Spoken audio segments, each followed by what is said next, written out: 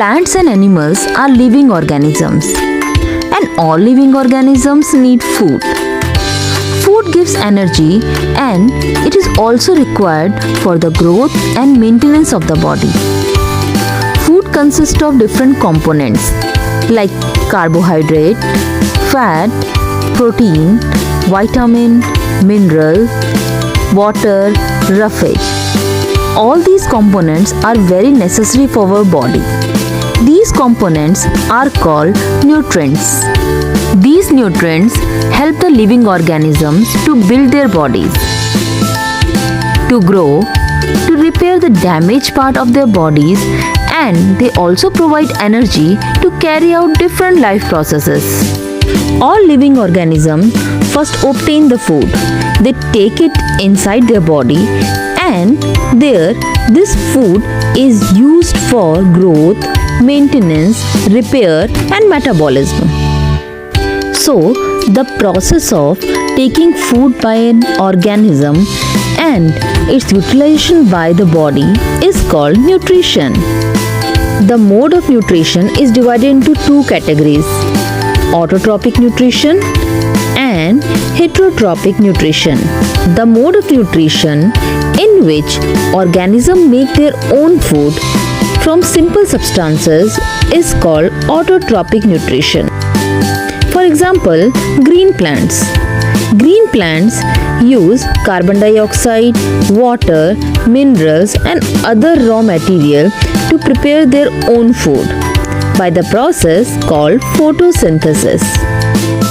Therefore, plants are called autotrophs. The second type of nutrition is called heterotrophic nutrition. Human beings and other organisms cannot make their own food. They depend on plants for their food, and they take the ready-made food from the plants and other animals. Such organisms are called heterotrophs. There are some plants which are not green in color. That is due to the absence of chlorophyll. And we know for making food, plants need chlorophyll.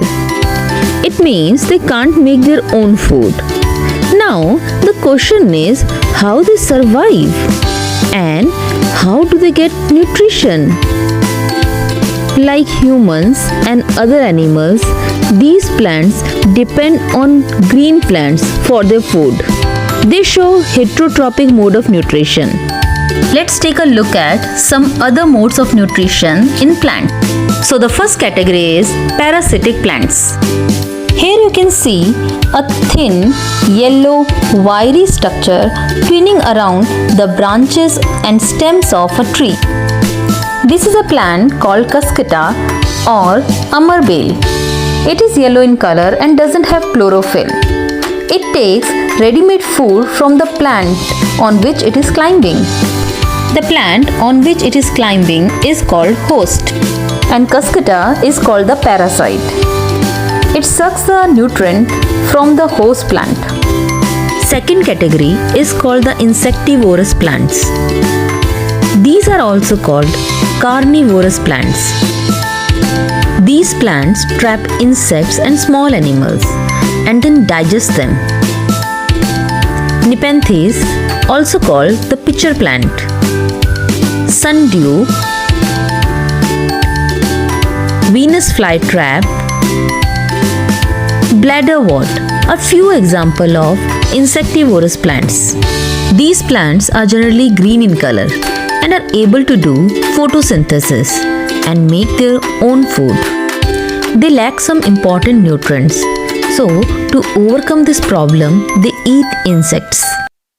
Let's see how pitcher plant is modified to capture insects. It has specialized leaves which are modified into jug-like structure. The top of the leaf forms a lid-like structure which can open and close the mouth of the pitcher. The inner lining of the pitcher is covered with hair which pointed downwards. When an insect lands in the pitcher, the lid closes automatically and the trapped insect gets entangled in the hair. Now the pitcher secretes some digestive juices which digest the insect, and and its nutrients are absorbed. Third category is saprotrophs. Some organisms take nutrients from dead and decaying matter. This mode of nutrition is called saprotrophic nutrition. Organisms with saprotrophic mode of nutrition are called saprotrophs. Fungi like mushroom grow on dead and decaying matter for their food. Bread mold, which is also a type of fungi, and yeast are also example of saprotrophs. Fourth category is symbiotic plants. Sometimes two organisms live together and help each other in obtaining food and shelter. The relationship in which two organisms live together and share their food and shelter is called symbiotic relationship or symbiosis. For example, an organism called lichens is a relationship between an alga and a fungus. They live together. Fungus provides water, minerals, and shelter to alga. In return, alga, which is green in color and contain chlorophyll, prepare and provide food to the fungus. Another example of symbiosis is the relationship between Rhizobium bacterium and legume plants. Plants require nitrogen, and we know nitrogen is present in the atmosphere in gaseous form. But plants cannot use that nitrogen. They need nitrogen in soluble form so that they can use it. Rhizobium fix this atmospheric nitrogen and convert it into some usable form. But it cannot make its own food, so it often lives in the roots of pea, gram, and other legume plants and provide nitrogen. In returns, plant give food and shelter to the rhizobium.